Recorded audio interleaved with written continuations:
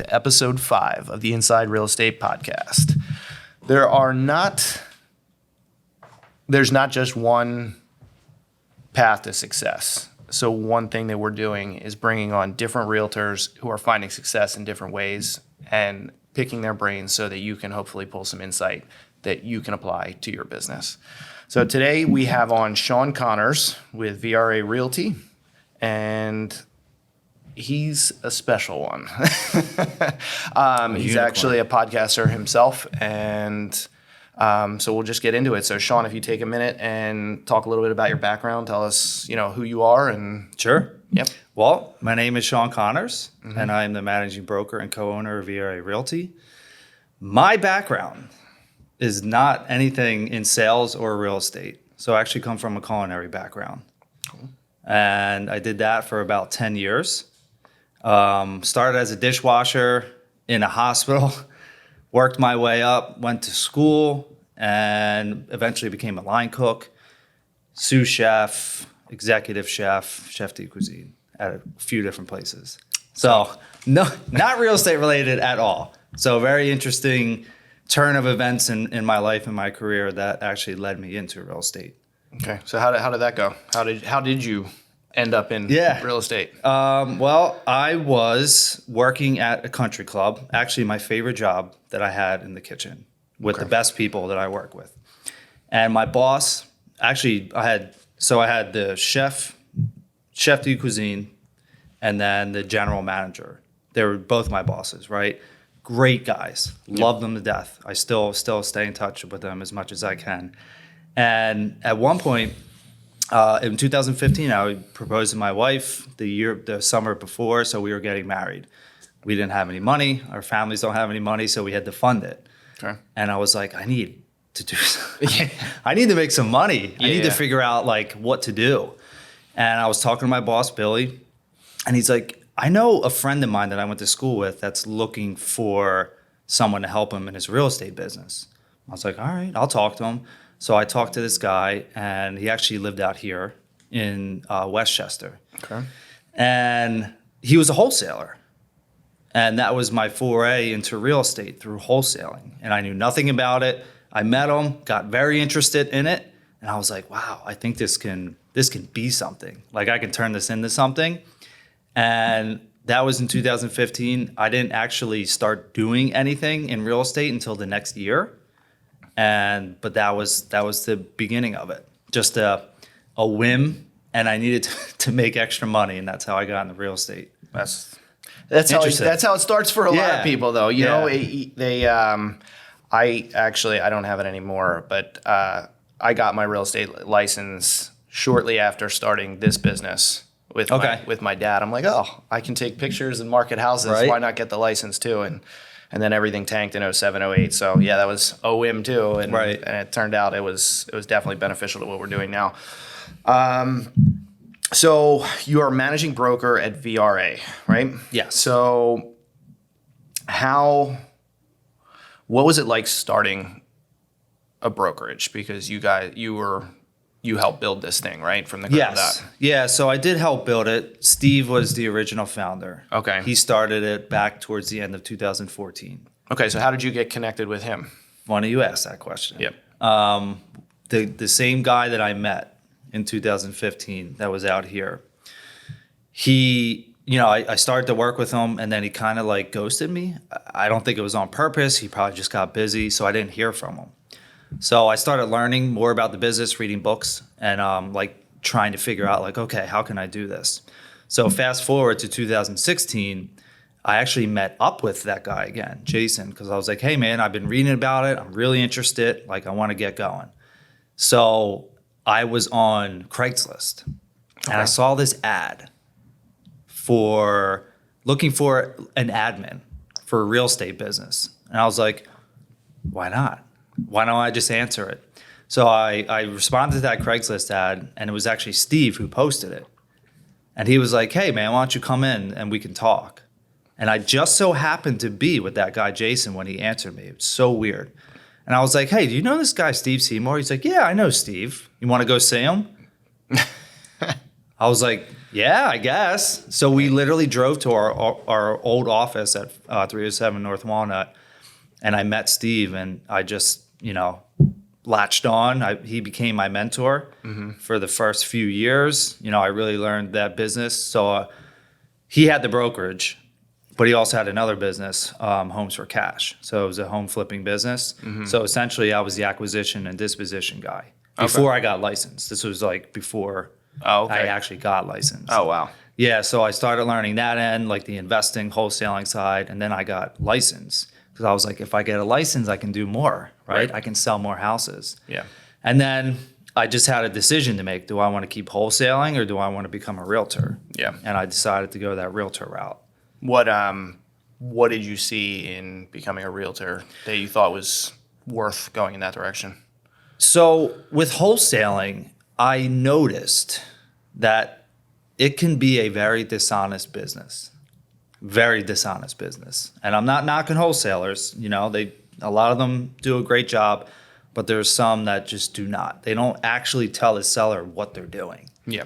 They're not saying, hey, I'm going to offer you $100,000 for your house, but then I'm going to go sell the contract for $125,000. So the seller's none the wiser. Exactly. Yeah. So as a realtor, it's my duty, it's my responsibility to get the most amount of money for the seller. So for me, it was like an ethical question. It's like, do I want to go down this more dishonest route or be more ethical and be a real estate agent? And that's what I chose. Okay. And just going back to the question, like, how did it start? So when I joined Vanguard Realty Alliance at the time, I think there were 14 agents and I was 15. Okay. There were no desires to grow it. And we were Really? there were none. Steve started it just as a way to get out of the brokerage that he was in because he was paying a lot in fees, right? And a lot in the broker splits. And he was doing a lot of investing deals. And his broker didn't know like the answer to a lot of questions. And he's like, why am I paying you if you're not helping me? You know what I mean? So that's why he started it. Yep. And it just started out as just a lot of investor agents. So you guys are at right now, what's your head count? I think we're at around, we have a couple people joining, so I think we'll be at 107. Nice. Yeah. And I guess let's get right into it because I think that VRA is something, I've had the pleasure of working with a lot of you and you guys are doing different things than other brokerages are doing. So tell us a little bit like what's VRA all about? What makes them different? Our biggest our biggest pull to agents is we want to help you build wealth through real estate. Okay. So what does that mean? So the model for a real estate agent when they get licensed is you get licensed, you learn in real estate school not how to grow a business, not how to build a business, not how to maintain a business. You don't learn anything about the business. You learn ways to keep you out of the courtroom, essentially, to not get sued. That's a good way of looking at it. That's pretty much it. Yeah. Like real estate school doesn't teach you how to get listings, how to work with buyers, anything like that, right? So our quest is to help grow this brokerage and build as many real estate investors who are wealthy and they want to find a new way, like not just sales. But here's the thing, the sales business is incredible, in my opinion. Real estate sales, you can make a ton of money. You can build an incredible business. You can be successful. But then what? Right. A lot of agents don't know, like they don't have a plan. Exactly. I think, and it's not to, some of them can be great at what they do, but they don't understand a lot of the business aspects of it. Right. And I think that's where a lot of them fall short of their potential. Exactly. And I don't want to say them falling short, like it's not that they're doing anything bad necessarily. It's just that they could be doing so much more. So talk a little bit more. So an agent joins VRA with you guys. What are you guys doing with them? Like, let's say I'm either a new agent or potentially, for lack of a better term, like a journeyman agent, right? Where they're kind of just moving from brokerage to brokerage, trying to figure it out. Like, what happens when they come here? We get that agent, we get brand new agents, and we get people that are just looking to not pay 70-30, 80-20 splits anymore. So the approach we take is we want to figure out, what do you want? Like, what do you need? What do you want? What are you looking to get out of the business? Right. Do you want to get started investing in real estate? Like, our goal is for all of our agents to invest, but that's not going to happen, right? Because some agents just want to be at a brokerage with the leadership who cares. They're accessible. There's weekly trainings that we have. We have the Friday morning mastermind where we all get together and try and figure out ways to help each other grow and expand their business. So it all depends on what your goals are. You know, like, ideally, again, we want to help people build wealth in real estate, but some people, for whatever, you know, I talked to a couple of people recently, and they said, I'm tired of paying my broker $30,000 a year. Our fee structure is very agent-centric, meaning it's very attractive to agents who don't want to pay $30 a year, Sure. you know, or $30,000 a year. So Absolutely. when I talk to people, I figure out, what do they want and how can we help you get there? I've actually heard, I was listening to something the other day where they're talking about everybody is worried about their expenses. They're worried about, you know, how much they're paying, those type of things. And that's a benefit, no question, to what you guys are doing. But this person I was listening to was talking about, you can only get your expenses to zero, but you can raise your top line to the moon. What are you guys doing?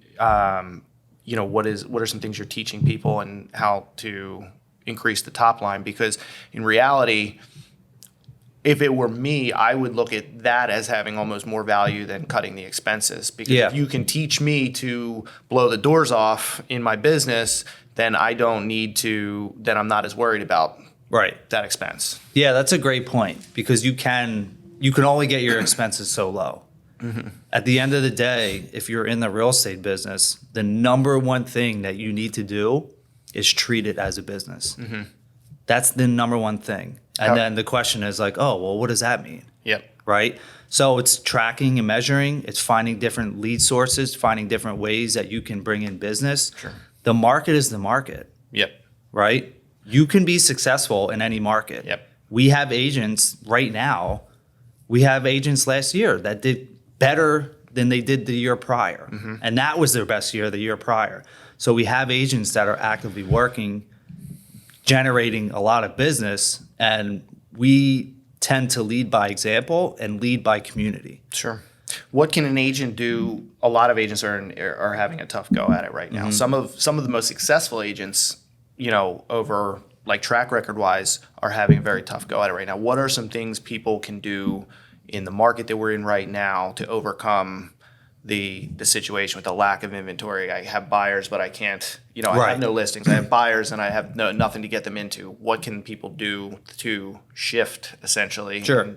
I think there's three things that they can focus on.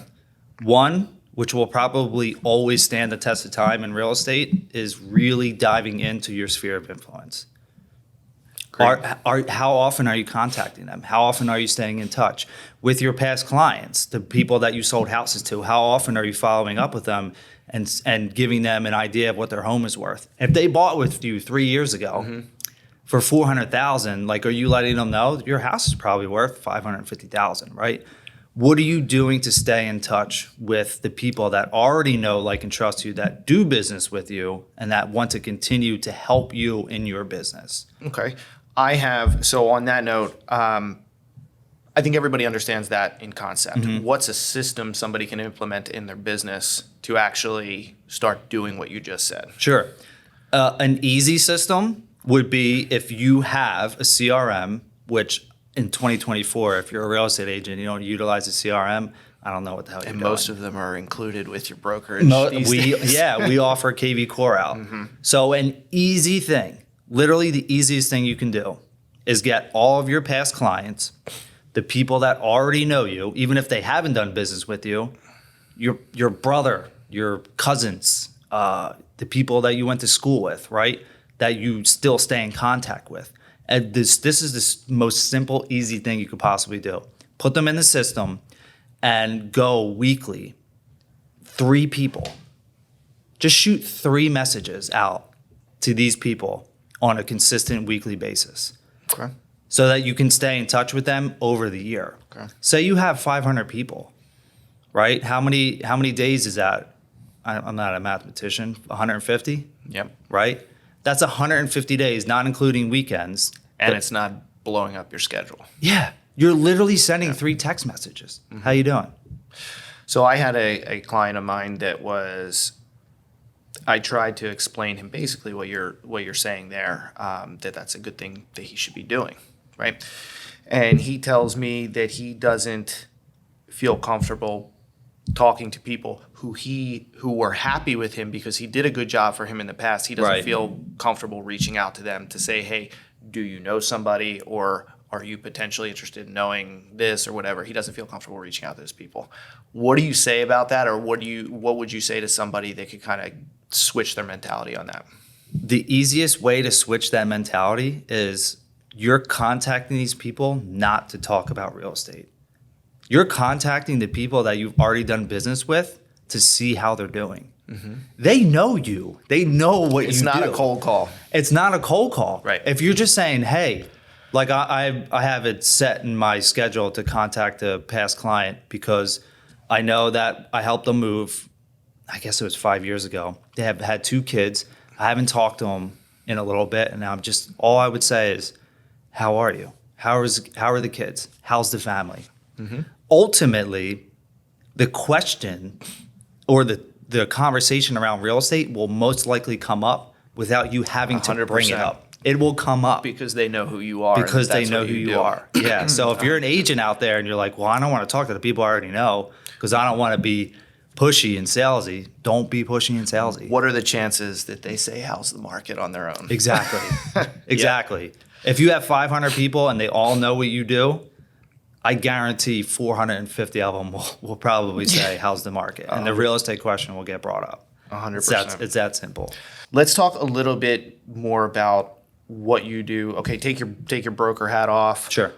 How's your business, and like what exactly are you doing with your business in that aspect? Sure. So I had mentioned that there's three different ways that I think that people can utilize right now to get business. I want to make sure I touch on the second one because the third one will answer the question you just asked. Sure. So the second one would be, and you know this really well, is doing more video content community-based. Mm-hmm. Right? So Hold on to that because we are going to get into that a little bit. all right, later. yeah. So whether you want to call it being the digital mayor or whatever, that's the second way that I would strongly suggest for agents to build community around something that you're passionate about, that you love. This is what I'm telling my agents now. Yeah. So the third thing, and this is what I'm doing now, Yes. is I'm going back to the basics for me, which is direct to seller marketing.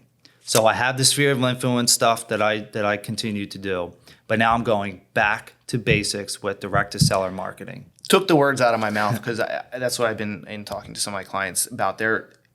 It's like, okay, you built your business, you got to a certain point, you got comfortable, and then the market did what it's doing now, and now you're like, everything I'm doing is not working, right? What do you do? And it's like, okay, it may be more work than you plan on putting in. It may be something that you were happy you got away from, Right. but right now you're in the trenches, and you should get back to basics. What helped you build this business when you didn't have an established, career at that point? And I think that's 100% what people should be doing. Yeah. So for me, it's back to basics, back to direct to seller marketing. What I did in the past, we were sending out postcards. So I'm a real estate investor. Like my ultimate goal is to buy more investments, buy and hold, and fix and flip opportunities. Is that mostly what you're doing for like on your personal business end of things? You're both mainly doing investment stuff, or do you do any? No, I still work with clients. Okay. Yeah, so that's part of it. So I created a brand last year, Home Selling Options PA. Okay. Essentially what Home Selling Options PA is, we're a direct-to-seller marketing company, but I'm a real estate broker. I'm a real estate agent. So I have different options available for different sellers, Okay. which most real estate agents can only do one thing, which is I can list your home for this price and get you that. So give us an example of what these options Sure. look like. So if a seller contacts me from one of the ads that I'm putting out right now, which I'm running Facebook and Google ads, Okay. I can purchase your home and make you a cash offer. That's number one. That's my mindset. If you have to get out, Yep. I can take care of If you. you're in a situation where you're facing bankruptcy, foreclosure, back taxes, a divorce, whatever it is, like if you need to sell, I can make you a cash offer. Okay. That's the first hat I wear. And then I switch it. Well, if the cash offer doesn't make sense, if I go into a house in Westchester, right, and it's beautiful, it doesn't need any work to it, the seller's not distressed, I know a cash offer is most likely not going to make sense. So then I put on the realtor hat. I can help you sell for the most amount of money. That's next. Another option would be if they say a seller's been in a house for 30 years. They haven't updated it since they purchased it, but they want to get the most amount of money for their house, so they have to update it. But they don't have the funds to update think I it. know They don't where have you're going. access to it. We can partner with them on the renovation. Put the money, we can fund the money for them for the renovation, split the profits on the back end. So different options, right? If they're really DIY people and they're like, I just want to sell by myself and I need someone to do the paperwork, we can be the transaction coordinator for them. Okay. There's a lot of different options that we offer to people that fits their needs and helps them to get out of the property or sell for the most amount of money, whatever it is. So you're trying to create your market for yourself, essentially. I am You're like, creating my own market. have you I'm ever creating read- my own inventory. have you ever read Blue Ocean Strategy? I have not, but I've heard about it. Yeah. So essentially the concept is that there's red oceans and blue oceans, right? If you're swimming in a red ocean, you're swimming with a bunch of sharks. Right. Right? Bunch of competition. But if you make what you are offering to the client customer unique enough that you're creating a blue ocean where you don't have competition. Not Exactly. because you're not in technically the same category, but nobody else is doing the same thing. Right. And I actually think that like not everybody out there, not every agent has the capability to offer what you're offering. So Most don't. yes. I would say 98%. Right. So if Don't. that's the case though, all right, so let's put on your hat. I'm not in that situation. What does that agent do? Because really the only option left for them is to just be a normal realtor. Right. What can they do for themselves? What could be something else they could do? So if we go back to point number 2, which is, and I believe this to be one of the most valuable ways to build your business, again, is to build that community Okay. around something that you already love. Okay. One thing that I did in, I guess it was 5 years ago, it was April of 2019. I started the Downingtown Borough community page. How many members now? We're at close to 20,000. Nice. And I have made multiple six figures from that page alone. Okay. What's your maintenance on your end? Like what do you have to do to keep that page churning? So it operates by itself now. What are you contributing to it? So what do I contribute? I log into it every single day in the morning before I come into the office, and I approve members and I approve posts. Okay. And then I periodically will check on it throughout the day just to approve posts, so I'm staying on top of it. But people know me now as the admin and the moderator. So being the admin without so you're not having to go in there and put in content that you create. Oh no, I don't have to do it anymore. Right. So Yeah. just because you're working as the admin, so how does that conversation start for you with them? Do they just know that, hey, you're a realtor because they see you on there and they saw that you were the admin and maybe went to your profile? Is that Yeah. how that's working? So one of the things that I did with this page is I pretty much eliminated all realtors from it. I do not allow realtors to join my page anymore. You hear that? At the beginning, and I would say that if any realtor does it with their page, they should probably look at it in the same regard. I ask questions, membership questions. Sure. Do you live in or looking to move to? And what happened was a lot of people would say, oh, I'm looking to move to. So when someone said, I'm looking to make that move, direct message. Okay, I'm a real estate agent, been doing this, blah, blah, blah, whatever it is. That's how I got a lot of business. But I also got listings from it too. Yeah. Just people would see me, they see I was active in real estate, and they wanted me to help them sell their house. So you built an asset for your business. I built an asset for my business. And the great thing about that asset is like I can take it a step further and not even real estate related. And any agent can do this if they build a big enough group. Like you can offer like advertising, paid advertising on it on a weekly basis or a monthly basis. And other companies can pay you so they can advertise on your page. And you do this? That's something I have in the works for this year. We'll have to have you back on and tell us how that's Yeah. going. Yeah. Okay. So now we're getting to an area that I wanted to talk with you about, which is the social media stuff. So that's one of the things that you're doing, and it's working for you. What other aspects of social media are you hitting? Let's take it, maybe tell us what platforms you're on, and then we'll kind of dive into those. Okay. So I'm on Facebook, Instagram, TikTok, YouTube, and then Google. Okay. They're the 5 that I focus on. Okay. So let's start with, so we kind of touched on Facebook a little bit. Are you doing anything else on Facebook? Just paid ads at the moment. Okay. Now, how's the ROI on that working for you? It just started Okay. at the beginning of this year. So I had to set up a new Facebook pixel, and the company I'm working with said that they really want to warm the pixel up, get people, because what we're doing is getting people to the landing page, creating custom groups. I know it's a little in the weeds, but creating custom groups around that and then remarketing to them. Okay. So that's So you don't have a ton of data on that yet? No, really. not Okay. yet. So okay. From the time I started until today, we have 18,000 impressions. It's getting out there. It takes some time, and It takes actually time. the ads get better as you collect that data. So that's a good thing. Okay. Let's switch over to YouTube, right? Okay. So there's a lot of people that say they want to grow a YouTube channel.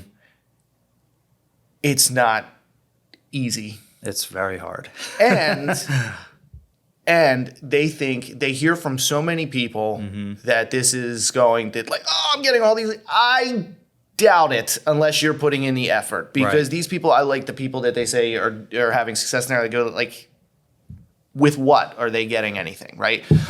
So the way I look at YouTube, right? So you can create content that is local. Correct. Right? So if you create local content and if you do it right, you can build, search engine value for yourself within Google, right? But even that, a lot of people think they can slap together a really awful piece of content and it's going to do something, even if it shows up in the search engines. Right. I'm in and out. Right. So there still needs to be effort put in there. Correct. And I don't think it's something that needs to be if you look at the people who are successful on YouTube, and it doesn't happen overnight. And I think that it's just people get into this thing where they create one piece of content and think that they can put it to every platform. And then I'm doing social media, and it's just not what it is. Right. So tell us what you're doing on YouTube. Sure. So I will say, I'll preface this with YouTube is that I've been trying to get it right for a long time. My content strategies have changed over the years. So I haven't been consistent from when I first started YouTube, it was all community-based stuff. That was my goal because I wanted to get people that were looking to buy and sell in and around Downingtown, Westchester area.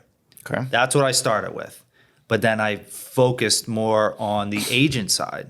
Because when I really got into the managing broker role, I started making content geared towards agents. Did that work better? No, it didn't work better. But that was my goal. Okay. And then now where I'm at with YouTube is content towards investing. So it's what it's like to actually be a real estate investor. Okay. And I've been getting a lot of traction with views. But my ultimate goal right now with that Facebook page, with my main Facebook page, is not necessarily to get leads. You mean YouTube channel? Yeah. Oh, sorry. yeah. Yeah. No with my problem, YouTube. no problem. Yeah, because I have a couple different Yeah, YouTube channels. yeah. With my main YouTube channel, my goal isn't to get leads from it. It's to build up to be monetized. Okay. That's my goal with that one page. Okay. Now, so does that mean you're taking, but you still have to put the effort into Oh my gosh. Yeah. keywords and things? Keywords, not so much. I wouldn't get too caught up on keywords. I'll say this. I think the 3 most important things for YouTube are your thumbnail, your title, and then the sound quality of the video. Sure.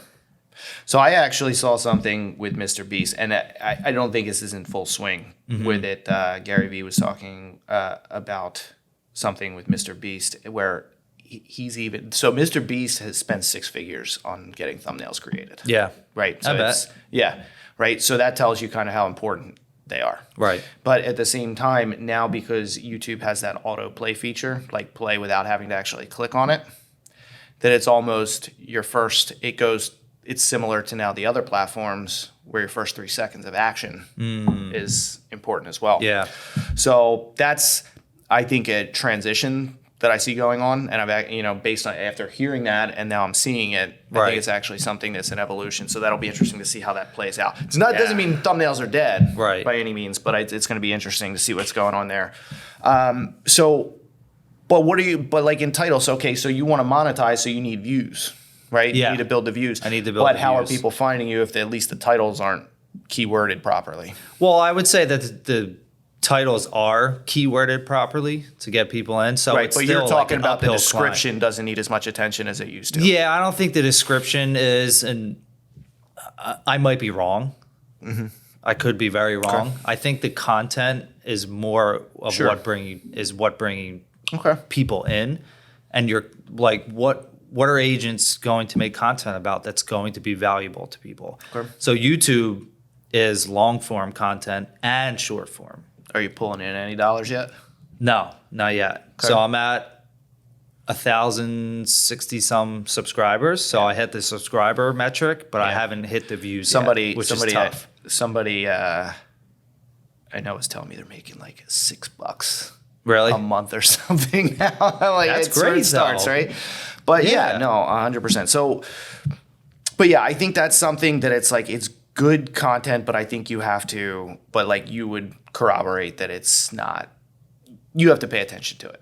You have to pay attention. And it needs to be something. You have to research. You but really you have to be intentional about you what have to you're be doing. intentional. Yeah, that's it's the best not- way to put it. It can't be a half-assed You thing. you can't half-ass it. No. Don't even, if you're going to, like, if you're not going to have an actual content strategy around what you're trying to do, just don't even attempt it, Okay. because I it's I very agree. difficult. I agree. It's I mean, very like difficult. when we're talking to people about like social media content, I was originally be like, okay, you need to take this seriously or it doesn't work. Mm-hmm. But then it's like, okay, we're eliminating people. So now it's instead of saying like, don't bother if you're not going to take it seriously. Now it's like, if you are going to do this, then yeah, we can make it look pretty and fluffy, but it needs to stop being a vanity metric for people, I Right. think, because people want to, it's I, and it is something where they want to see themselves look pretty, but in reality, if the content's good, it doesn't need all those things. You want to build up to that. Yeah. Right? I agree. But I mean, your production quality has evolved. Yeah. But it hasn't, Yeah. but it didn't start there. No, it started No. on my cell phone. If you looked even a year ago, I bet you if you looked at your stuff, you've evolved. yeah, Okay. absolutely. So I want to shift a little bit into how you started. Tell us about your first video, or if you even remember, like some of the first things that you were doing. Yeah. So I think I do remember my first video, and I still have it up on my YouTube page. A little cringy. Yeah. Oh my, a little cringy. It's terrible. Yeah. It's terrible. I Yeah. sound robotic. Like it was just extremely difficult because it was new to me. So I had no idea what I was doing. Sure. I just knew that at that time, I think it was 2018 when I filmed my first video. It's Okay. like, I think video is like the future. Yeah. And it was, hi, I'm Shawn Connors. I sell houses if you want to buy or sell. Yeah. You know, like that's it. It's everybody. Yeah, that's it. Yeah. And it was cringy. I go back and I watch it sometimes and I compare it to what I do now. And Yeah. Would you walk us through like a little bit of like your evolution, like things that you like, okay, that's where you started. Then what was like some adjustments you were making along the way and how Sure. things improved? So my message to people, if they want to get better in video, and this is what I did, is like you have to learn from people who are better at video. Yeah. Whether that's a course that you take, someone you hire as a coach, a mentor you can find that's doing it. I don't care what avenue you take, but you have to learn from somebody. Yeah. Or you can just watch other YouTube videos, right? Isn't that what it's for? Yeah. But eventually you get better. And this is what I believe, hands down, and no one will ever change my mind. The only way to get better is to make more videos. Yeah. That's it. Yeah. I The mean, even only with, way. even, and I'll tell you, so we started, I mean, you know, we started this podcast for this year, right? And the one thing that I still watch some of it back and I'm like, I got it. Like, as I'm asking a question, I'm thinking through the question as I'm doing it. And there's these like, pause. And I know I need to like, that's something that I'm working on with this. Right. I know from the first video, it's gotten better. It's still in there, but you'll see, you have to watch yourself as much as it You do? might As be much as painful. it's difficult. Yeah. You have to watch yourself. 100%. Yeah. But, okay. So with that said, what's the, and there we go again. What are some of the biggest things that you're working on right now to improve your content? That's a really good question. I like to focus again on the real estate investing side of it. So substance is what you're working on now? Yeah, substance, I would say quality content, and then shorts. Like what I do with long form is I want to provide valuable information for people that are looking to get started investing in real estate. So I think there's a ton of content out there with like high net worth real estate investors who buy a 1,000-unit apartment complex, but I feel like there's a real big market for content to be geared around how do I buy my first investment property? If I want to get started in 2024 and I have no money, what can I do? Okay. You know, things like that. I want to gear my content long form more towards how do you help first time investors. And then the shorts that I do are more so around like day in the life investing stuff. Okay. So you're creating short stuff and long stuff essentially separately. Correct.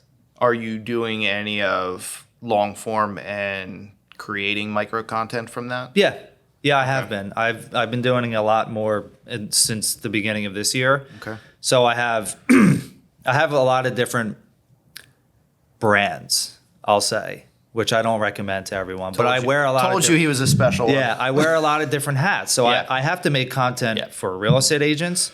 I have to make content direct to sellers that shows that, you know, I'm the value broker that can help you sell your home.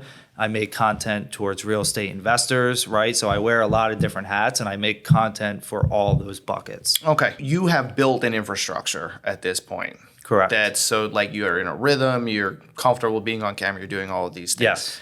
Give me, real quick, what are 3 things you would tell people to do if 2024 is the year where they decided, hey, I'm going to now start doing social media, taking it seriously? What are 3 pieces of advice you give them? 3 pieces of advice would be take a course, hire a coach, or find a mentor. That's one. That's the first piece of advice. Okay. Whatever you do it right and hire someone or find someone that can help you get started. Okay. Wherever you're at. Okay. The second thing I would say is invest in a good mic. If you're going to film on your phone, that's fine.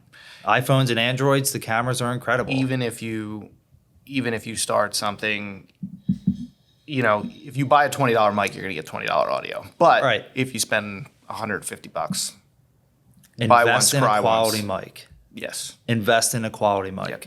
Because the cameras and again the cell phones will give you a really good quality video. Mm-hmm. But if your audio is trash, no one's going to watch it. Yep. That's like the number one thing. If I watch a video and the audio is bad, I turn it off. Yep.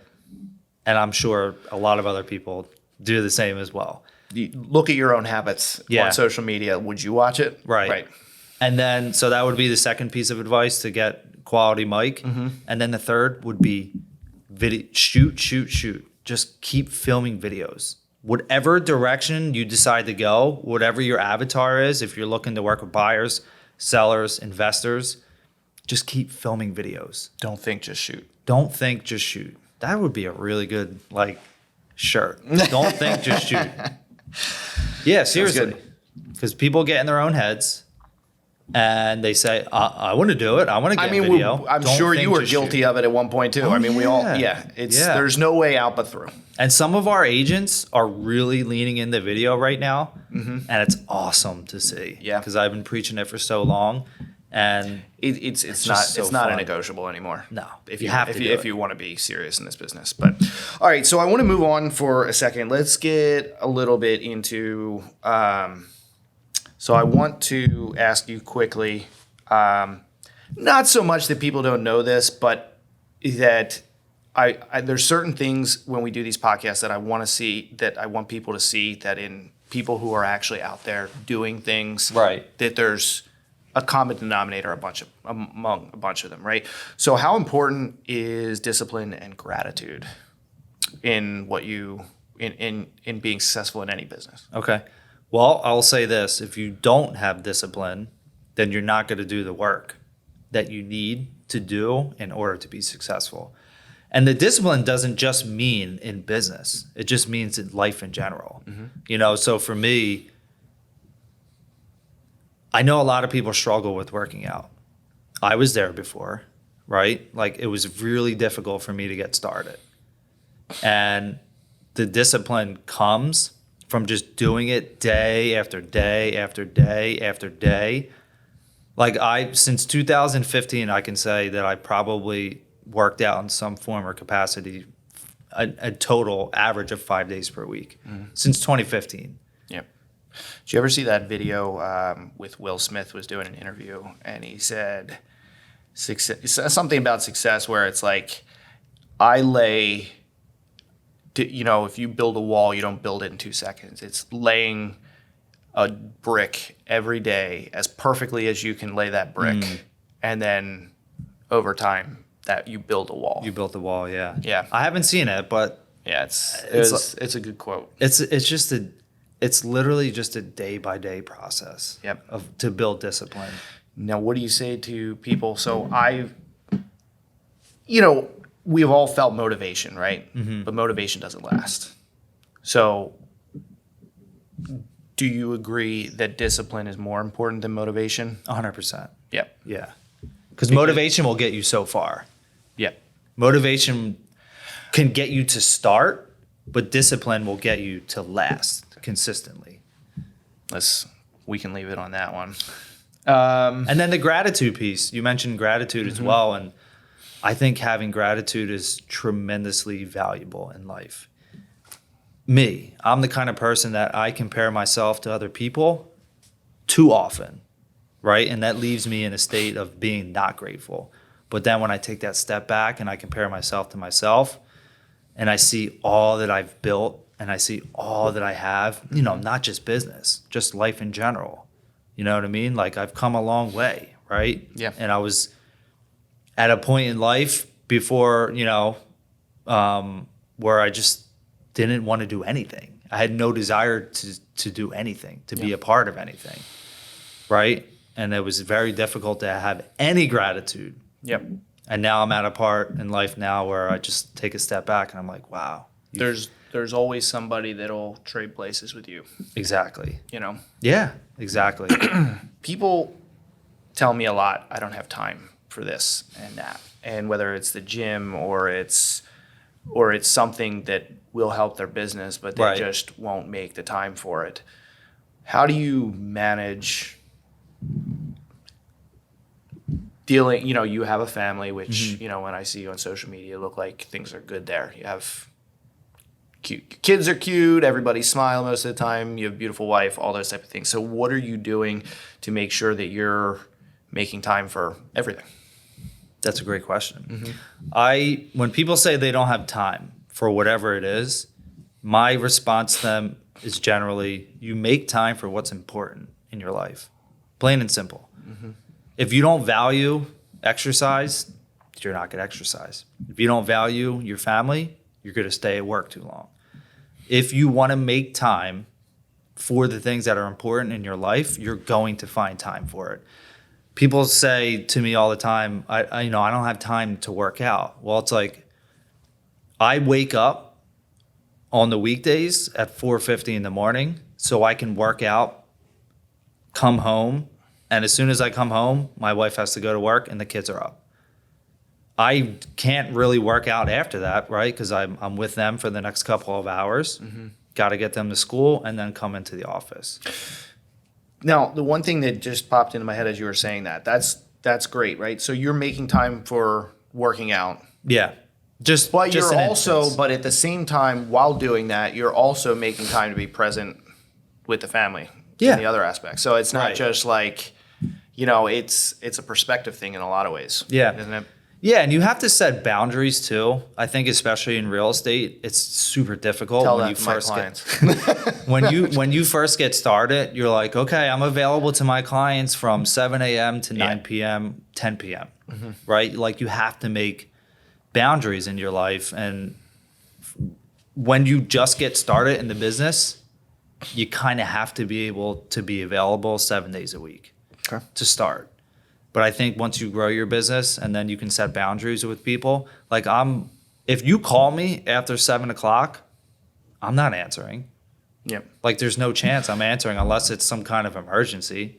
Right. Well, wouldn't you say that in real estate, there's somewhat of a caveat to that? Because sometimes the nature of a transaction requires. Unless there's an emergency. So you Yeah. would consider that. Okay. Yeah. If it's transactional related, if an agent is submitting an offer and it's like a multiple offer situation and they need to have their offers in by 9 o'clock, Yeah. there's always a caveat. Yeah. Yep. But for the most part, if you call me past 7, I'm not going to answer. You could text me. I'll probably respond just because it's easier. But I set those boundaries. Like I'm not going to work past 7. Okay. And I come home from the office or appointments generally around 3:30 to be home for when Harper comes home. And then I pick up Evie at 4 o'clock. That's generally how it works. Very nice. All right. So I want to go to something now that you may not be the only one, but it's something that you do that I looked it up, and less than 1% of people on planet Earth have ever completed a marathon. How does Less than 1%? Yes. Wow. So when you think about it like that, what goes through your mind? What goes through my mind is I feel like I do a lot of things that 1% or less than 3% of the human population do, and I've done that consistently over the past 15 years. So I'm in recovery. I got clean 15 years ago. Okay. The vast majority of people who have drinking and drug problems don't ever get 15 years of recovery or 10 or 5 or 1 or, like they just continue to do what they do and they die, unfortunately, or they just live an empty life of addiction, right? Okay. So just from that alone, like I've shattered whatever, concept that people can't get clean for too long, in the food business, right? In the culinary space. It's such a small portion of people who go to school and work their way up from dishwasher to head chef. So I've been doing it there. In real estate, most agents don't do any business and they're out of the business in 2 years. I've been doing this for 8 years, right? So I've continuously shown that whatever I do that I have a passion for, I'm able to like hit that, whatever it's 5% or 4%. And then with running, I started running in 2021. I never ran before. What was your first race? Was it the marathon? So I had done 5Ks before that, just to like do them with my wife, but like nothing ever like serious. And then in 2021, I was just bored of going to the gym 5-6 days a week. I was like, I need to do something different, and I got into running. Do you consider yourself a runner, or do you just like the challenge of it, and that's why you do it? I consider myself a runner. Okay. Yeah. So, I play soccer when in this spring and summer and stuff like that. Just like pickup game stuff. Nothing, but I like the sport. So I'm in pretty decent shape. Right. And I was dating this girl who was going to be running the Broad Street, Okay. and she's like, "You want to do it?" I'm like, "Yeah." She's like, "We're going to need to train for it." I'm like, "Yeah, I'll be fine, whatever, And so I didn't train for it, but I mean, like playing soccer. I mean, for the Broad Street, you shouldn't have a problem, So I did that, and then I was like, oh, 10 miles. It's like what's another 3.1. Right. So then I ran that without really much training, but it's actually a noticeable difference to do the half. So basically, I went from Broad Street to the Rock and Roll half. Okay. I think it was in September. And then I said, screw it. It was like in November. I said, I'm going to do the Philly. Well, I got to the finish line of the half, and I was thinking to myself, What's another 13.1? no. I was thinking, and I'm going to attempt to do this twice. I was thinking I was nuts. But then I realized I'm going to actually have to train for the big one. Right. So we were talking about this before we started the show, and I think I trained up to, it was about 20 miles was my long run leading up to that. And I remember when I started the run, super fresh, I was like, I'm going to kill this thing. Get to the halfway point, I was like, I'm still fresh, all right.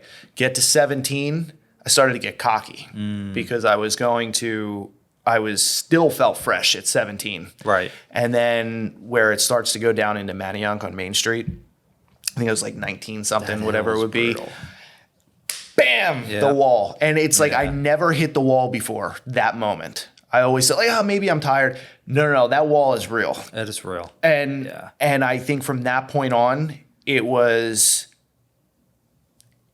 the whole thing was an experience, because it's like you almost feel or at least for me, I almost felt like every emotion you could possibly think. Oh, yeah. In that. Talking to myself. I remember there was this one guy who was one of the pace runners carrying the American flag. I was just looking for these visual stimuli along the way, like towards that last 6 miles or so. Yep. Just To kind of keep you going. Yeah. And I remember I was really dragging, and some of the things I was saying in my head were, I want to earn that medal. I want to earn that t-shirt. I'm not going to take that if I didn't get to the end, whatever it would be. I remember I had my head down at one point, and this one guy on the sidelines was like, pick your head up and just run hard. And it was just like these little things, all the signs. I remember seeing a sign that was saying, there will be a day where you can no longer do this. Today is not that day. Yeah. Just, there's something about the challenge of running. I don't run regularly like that.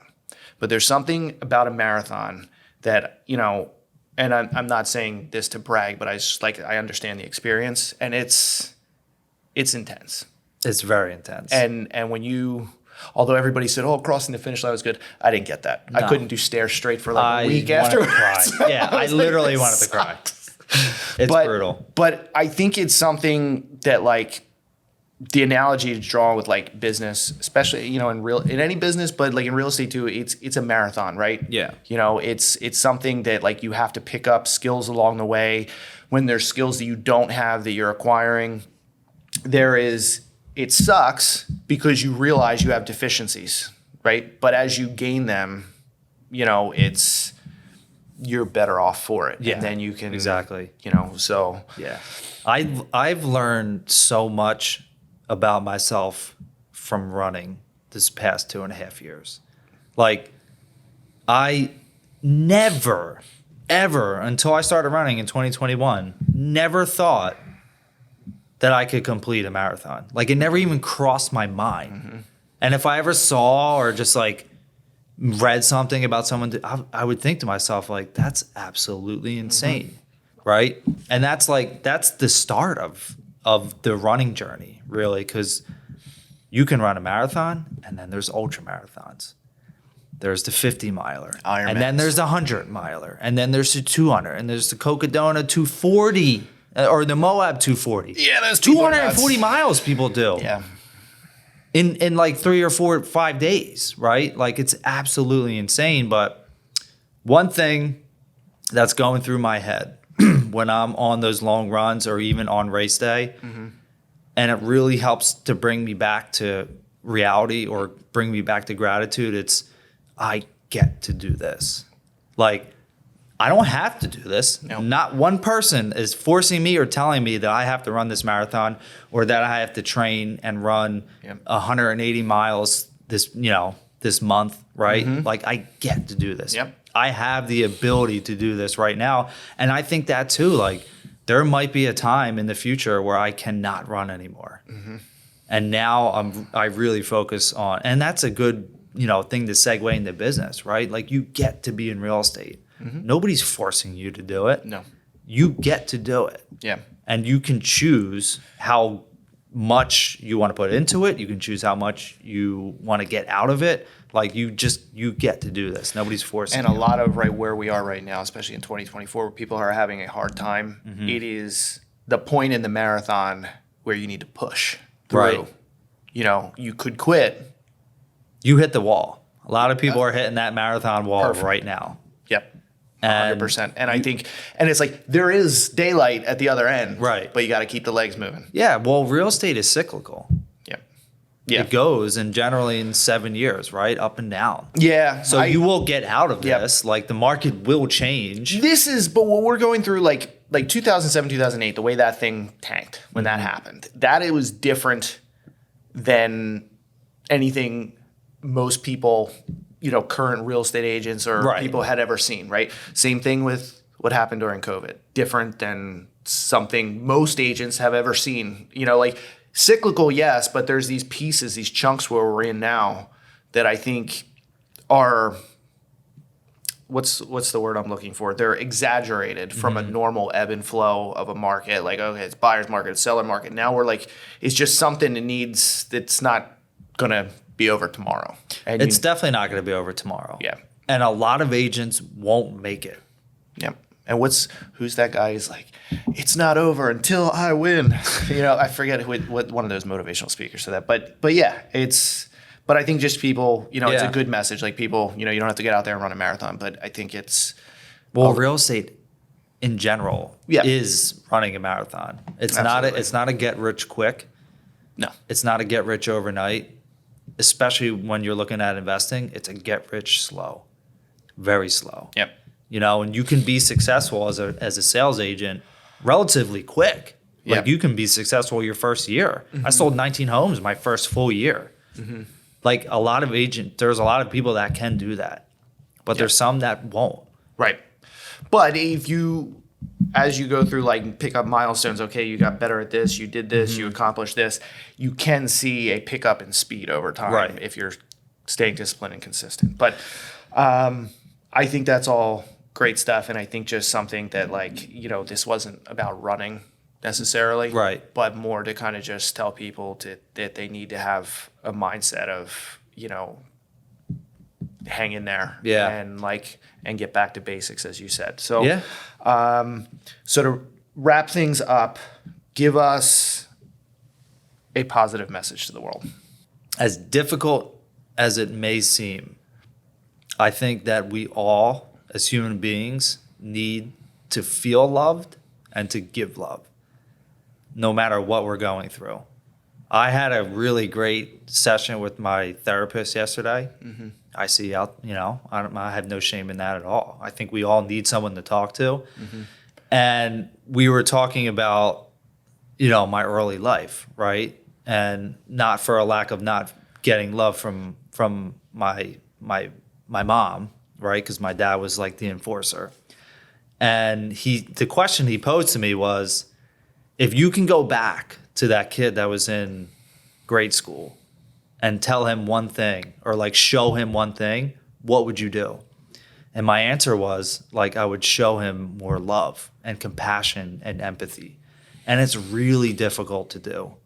It's very difficult to do because I have like these things that are ingrained in me that almost stop me from feeling that way and to give that to other people. But at the end, like at my core, that's like what I want to give to the world. Love, compassion, empathy. As much as I can. Even when it's difficult. I think that's That's great. That's a good note to end on. Thank you, everybody. Thank you, Shawn. Yeah, thank you. It was awesome. I appreciate and, it. Stay tuned for the next one.